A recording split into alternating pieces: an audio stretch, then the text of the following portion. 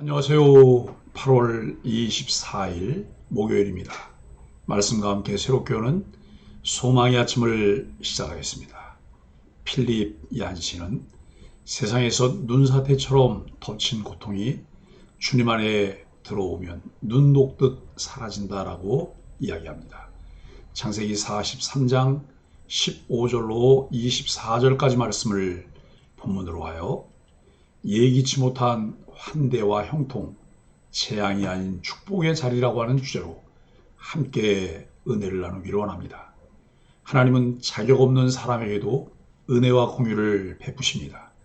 요셉은 자신을 노예로 팔아버린 형들에게 악으로 대갚음을 할 힘이 있습니다.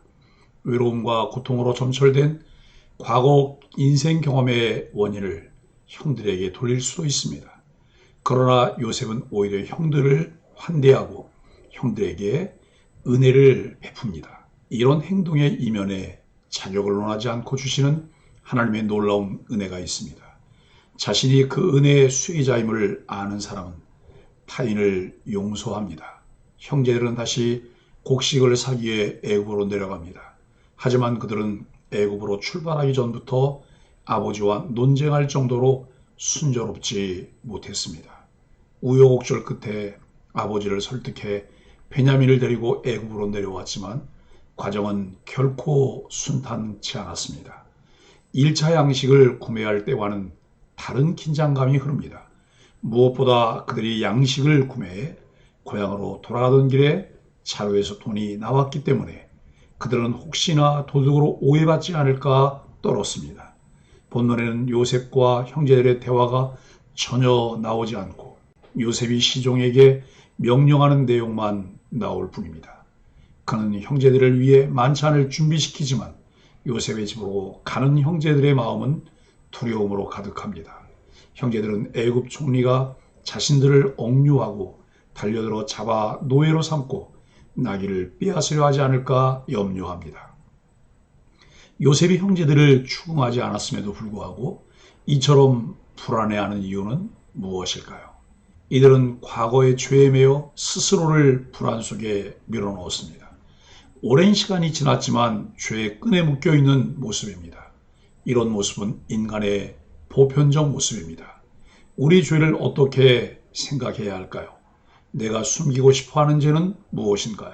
형제들은 애굽 총리가 자신들을 초대한 영문을 알지 못한 채 두려워합니다. 시종은 그런 형제들에게 샬롬을 말합니다. 형제들은 1차 양식 구매 비용을 지불함으로써 안식을 취하려 하지만 시종은 오히려 너희 하나님이 그것을 주셨다고 말합니다. 요셉의 시종과 형제들의 모습이 대조적으로 묘사되고 있습니다. 시종은 어떻게 하나님을 알고 있으며 평안한 모습으로 지낼 수 있었을까요? 요셉은 바로에게 샬롬을 선물했고 이제는 요셉의 시종이 형제들에게 샬롬을 말합니다. 하나님을 신뢰하는 요셉의 성품이 시종에게 영향을 끼친 듯합니다. 우리는 하나님의 백성으로서 주변 사람들에게 어떤 영향을 끼치고 있습니까?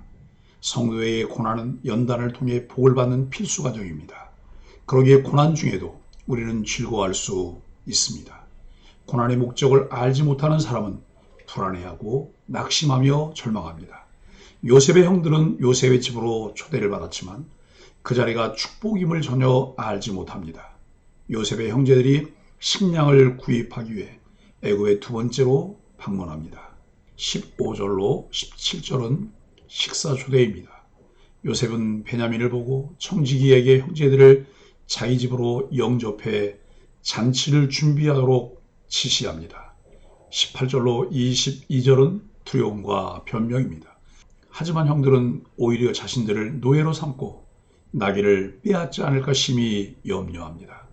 요셉은 형제들을 대접하기 위해 그들을 집으로 인도해 드렸으나 형제들은 그 까닭을 몰라 도리어 두려워합니다.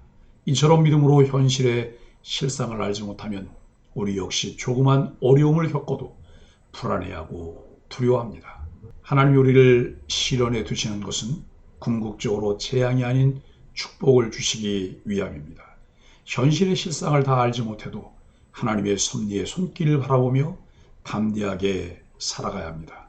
요셉의 형제들은 처음부터 요셉의 청지기에게 자신들이 이전 여행 때 곡식값을 훔친 것이 아니라는 사실을 납득시키기 위해 그 일의 자초지종을 말합니다. 그러나 그들이 이 일을 밝히는 이유는 다른 데에 있습니다. 그것은 과거에 요셉에게 행한 악행으로 인해 지금 하나님의 심판을 받고 있다고 생각했기 때문입니다. 이렇게 사람이 자기 안의 죄를 해결받지 못하면 마음에 늘 불안과 두려움이 있습니다. 언제 죄의 대가를 받을지 몰라 염려하는 자에게는 평강이 있을 수 없습니다. 그러기에 우리는 죄를 낱낱이 구하고 회개함으로 하나님께 죄사함의 은총을 받아야 합니다. 23절로 24절은 하나님이 주신 것입니다. 뜻밖에도 청지기는 그들에게 안심하고 두려워하지 말라고 말합니다. 그는 하나님이 재물을 그들의 자루에 넣어주셨기 때문에 자신은 이미 돈을 받은 셈이라고 당부합니다. 요셉의 형제들이 실제로 곡식대금을 지불한 것은 아니지만 그럼에도 이미 받은 것으로 인정하였습니다. 그러기에 요셉의 형제들은 더 이상 곡식대금을 지불하지 않은 것 때문에 두려워할 필요가 없이 애굽 총리에게 감사하며 기쁨을 누리면 됩니다.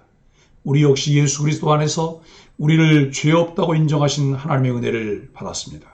그렇기 때문에 죄에 대한 심판을 두려워할 필요가 없습니다. 죄로 인한 두려움과 염려를 벗어버리고 하나님의 은혜에 감사하십시오.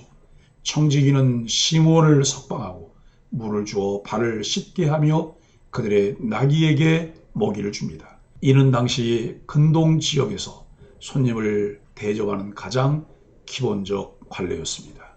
이 모든 것은 요셉이 초대한 식탁이 호의와 관용의 식탁이라는 확실한 증거입니다. 요셉은 아직 자신의 정체를 밝히지 않았지만 형제들을 진심으로 환대하고 있습니다. 사랑하는 소망의 가족 여러분, 우리 역시 주님이 베푸시는 천국잔치에 초대를 받아 주님과 함께 영원한 즐거움에 참여합니다. 이렇게 인생의 마지막은 재앙이 아니라 축복임을 알기에 우리는 오늘도 기쁘게 살아갈 수 있습니다. 애굽에 내려간 요셉의 형들은 요셉의 초대를 받았음에도 기뻐하기보다 지난날의 죄로 인해 두려워하며 염려합니다. 이는 그들의 죄가 해결되지 않았기 때문입니다. 하나님은 그리스도의 십자가 죽음으로 우리를 죄에서 구원해 영생의 복을 누리는 자리로 인도하셨습니다. 이를 아는 우리는 감사와 기쁨으로 하나님의 인도를 따라야 합니다. 하나님의 섭리에 순응하며 그 길을 걸어가는 것이 하나님의 은혜이며 축복임을 깨닫는 소망의 가족들이 되기를 예수 그리스도의 이름으로 간절히 축복합니다. 함께 기도하겠습니다. 하나님, 아무리 시간이 지나고 모두에게 잊은 듯 보여도 죄로 인한 두려움과 죄책감은 사라질 수 없음을 깨닫습니다. 매일 말씀 앞에서 우리의 삶을 비추어 죄를 숨기고 회개를 미루는 어리석음을 멈추게 하여 주옵소서.